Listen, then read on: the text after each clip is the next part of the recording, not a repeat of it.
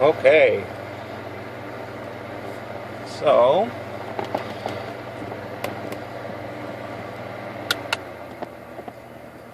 we are now ready to put the fuel pump back in. I just took it out to switch around my fuel pump. I put it in the wrong way. Let me see if I can show you. So basically, when I put my fuel pump back in, it was rotated 120 degrees the wrong way. So this wire was actually, it's hard to see here, but this wire plugged into it was actually on the other side, and this tube went over top. So it was a little wrong. It worked, but I just want to do it right. So make sure if you're changing your fuel pump that you put it back the exact way it came out. You do that at the bottom. When you take the bottom off, you have the sock with the clicker piece. You want to make sure, because it has 3 different positions you can click it in. You want to make sure you click it in the right position, or else you'll be 120 degrees out of the right way. So make sure you do that, or else you'll be going back at it like me. But I figured since I'm doing it, I'll make a video for you guys and maybe help you out a little bit. Okay, so I'm ready to put this in. So here's what to watch for. You want to make sure the arrow is facing the front of the car. So it goes in like this. You want to get this green fuel line out of the way if you can. So basically our goal is to put this on first, then this guy. So basically start off by putting this on the same way it came off. It's hard to show in the video because there's not much room, but I'm hoping you remembered how you did it.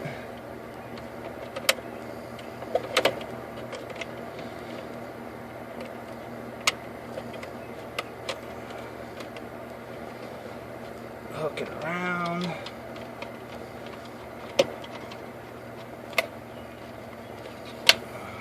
This one down.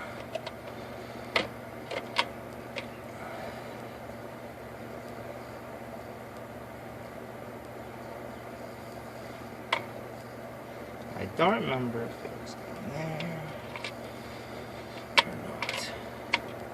I think it was.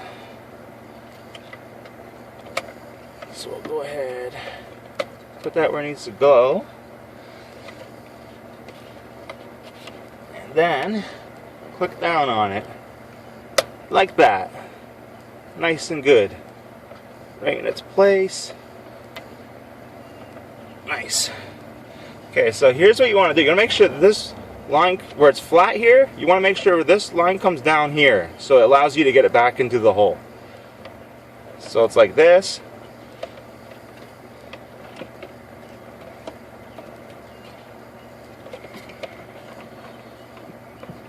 And there we go. It allowed me to get it in there. Now we got to get this connector back on. So route that the same way it was when you took it out.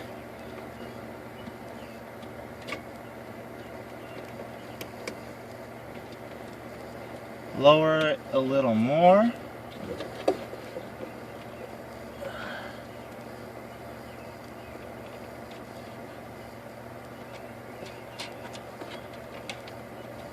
Connector through.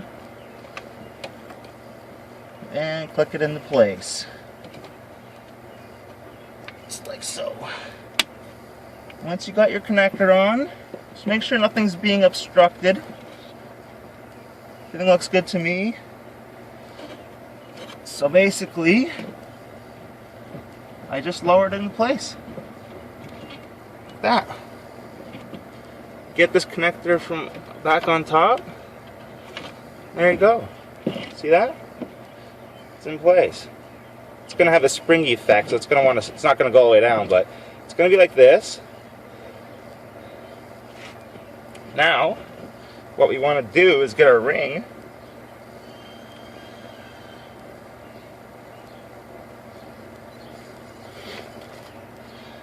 And you can see at the ring you have these 3 strips here. That's where it starts. That's where the threading starts. You want to start that right over here, where you broke off that tab on this side. So right here, this is the front of the car this way. This is towards the door where I am. So you want to start threading this right here to here. So basically, get my ring on like so. Push this down.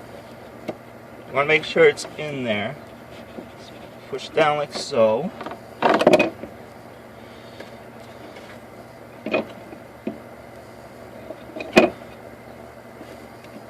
Now you get your ring and you start her off where it's got to start, right there. So try to push down on all corners as you rotate it to make sure it starts spinning onto the threads. And keep spinning. There we go. So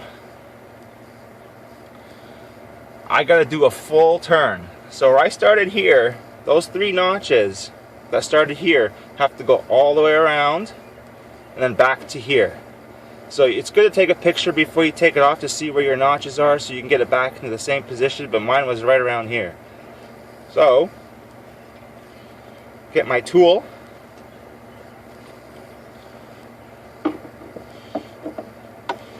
Now we're going to start, let's see if I can do it by hand a little more. You want to make sure you don't cut yourself with this if you're rotating by hand. It's very dangerous. You want to make sure as you're rotating that you don't want this to spin with it. You want to keep that arrow pointing to the front of the car.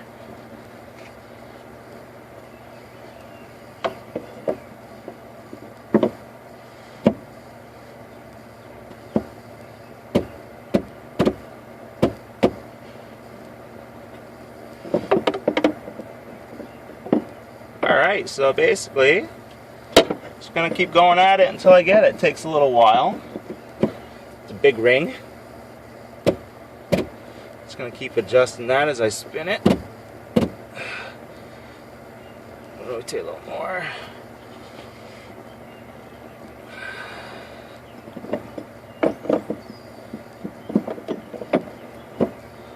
Okay. Straighten that out a bit. So my notches are here. I got to do a full half turn still. If I can feel it starting to tighten up.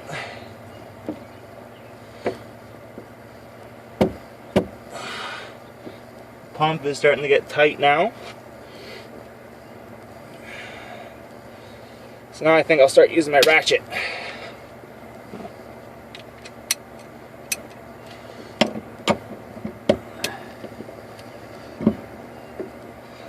So let's keep going at it.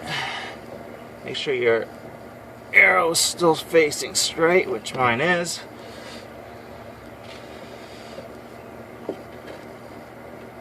Okay, keep going. There we go. So it's not spinning with it anymore. Now I got about a quarter turn to go. Okay.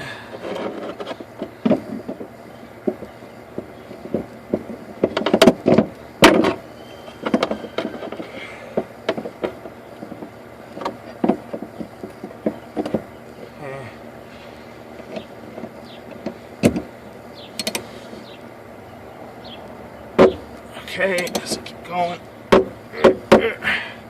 So I gotta get it to about here. So I got a little more to go still. Almost there though.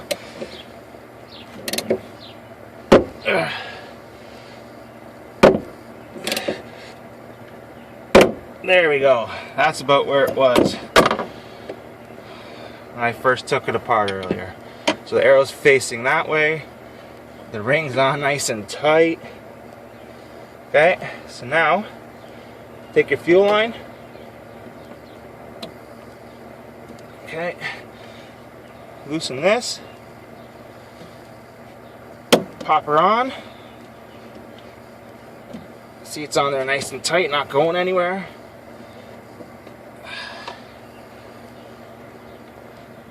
Then you want to grab your connector and go ahead and put it in place. Just like that.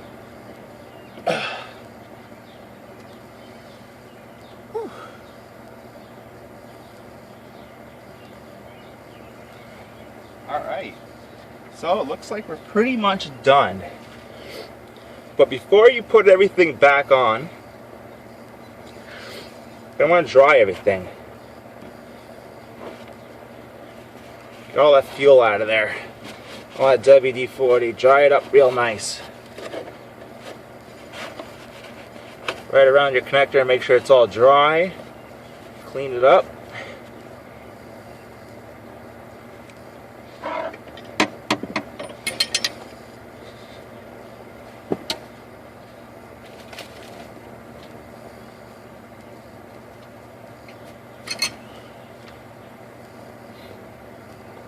Okay, so now you're going to want to put the 20 amp fuse back in for the fuel pump, hook your battery back up, which I'm going to go do right now, and then you want to start your car, but be cautious here when you start it. You want to make sure there's no fuel around there, right? You don't want any fire starting. You want to start her up and pay close attention to make sure there's no leaks.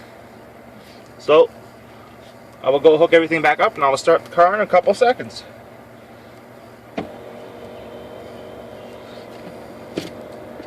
Let's go move my seat back. There we go.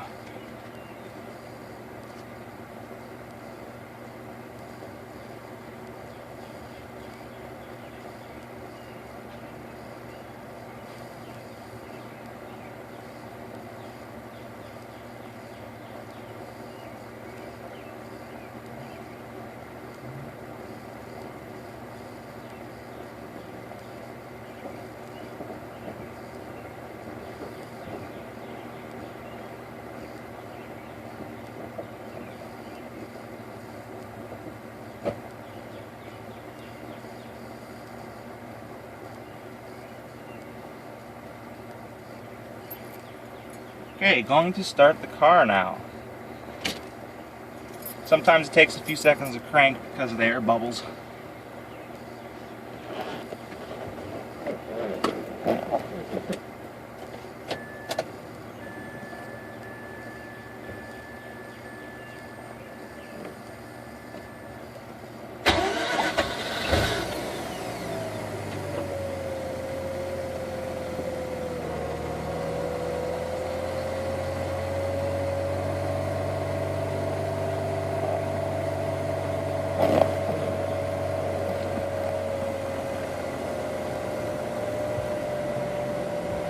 Alright, as you see, there's no leaks of any sort. I don't smell any fuel anymore.